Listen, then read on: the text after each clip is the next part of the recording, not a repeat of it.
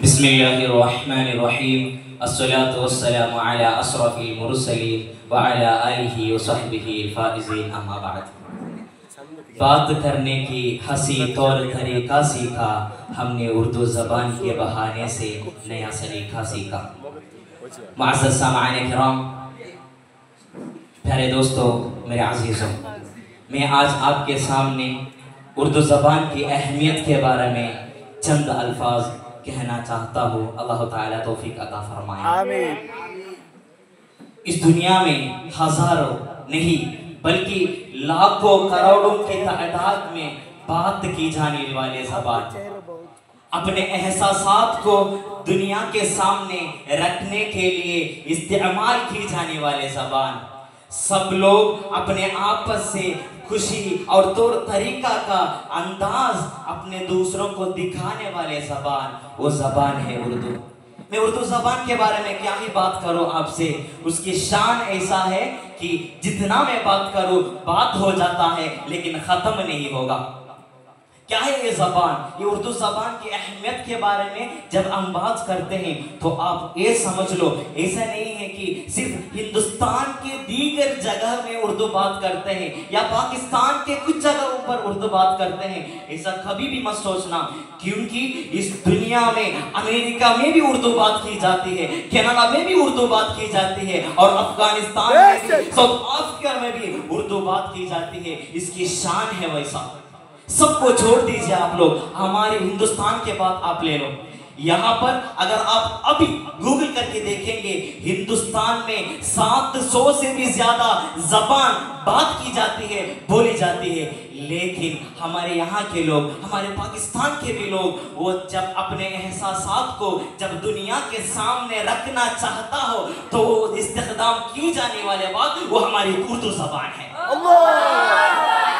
अजीम शायरों को आप जानते ही होंगे ना, अल्लामा इकबाल, दूसरी तरफ पर आला हजरत मिर्जा गुलाम और दूसरी तरफ पर अहमद रजा, कितने कितने बड़ी बड़ी शायराने किराम इस दुनिया से गुजर गए हैं। मैं आपको मिसाल के तौर पर चंद अल्फाज उनकी की जाने वाले शेरों को आपके सामने रखना चाहता हूँ।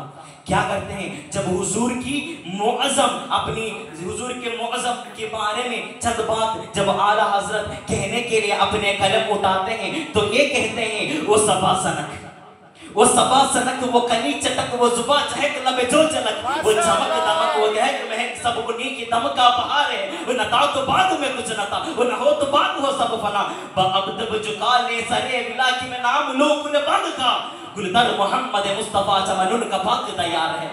जब हुजूर के शान में जब गुफ्तगू करने के लिए अपने एहसासात को दुनिया के सामने रखने के लिए जब कलम उठाते हैं तो आला हज़रत ये फरमाते हैं। दूसरी, अगर आप तो दूसरी मिसाल चाहते हो तो मैं आपको अल्लामा इकबाल के बारे में कहना चाहता हूँ। इस दुनिया में अपने ज़माने की सबसे बड़े शायर थे।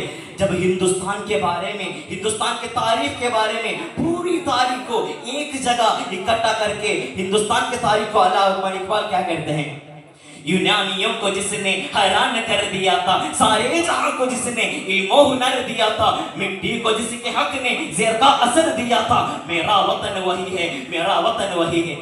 अजीम तरीके, क्या है उर्दू की शान?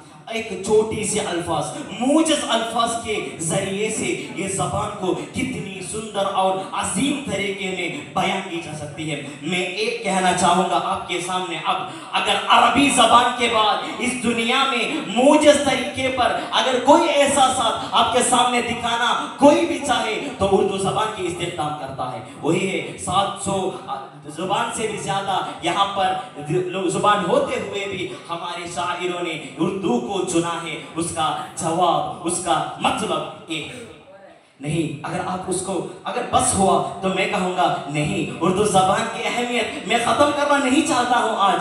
अगर आप देखेंगे, अगर आपको तफसीर, अगर आपको तर्जुमा उर्दू में चाहिए तो उर्दू तर्जुमा आला हजरत ने लिखा है। किसी फनून, इस दुनिया में बहुत दीगर फनूने हैं, अगर उर्दू में आप देखना चाहते हो तो ऐसी कोई भी फन नहीं, ऐसी कोई भी फनून नहीं जिस फनून में उर्दू ज़बान से रची जाने वाली किताब नहीं। वो है उर्दू ज़बान की अहमियत। मैं ज़्यादा कुछ भी कहना नहीं चाहता हूँ। मैं आखिर में एक ही बात कहूँगा कि वो करे बात तो हर लफ्ज़ से खुशबू आए, ऐसी बोली वही बोली जिसे उर्दू आए। वह दावाना अल्हम्दुलिल्लाहि रब्बिल आलमीन। अस्सलामु अलैकुम व रहमतुल्लाहि व बरकातुहू।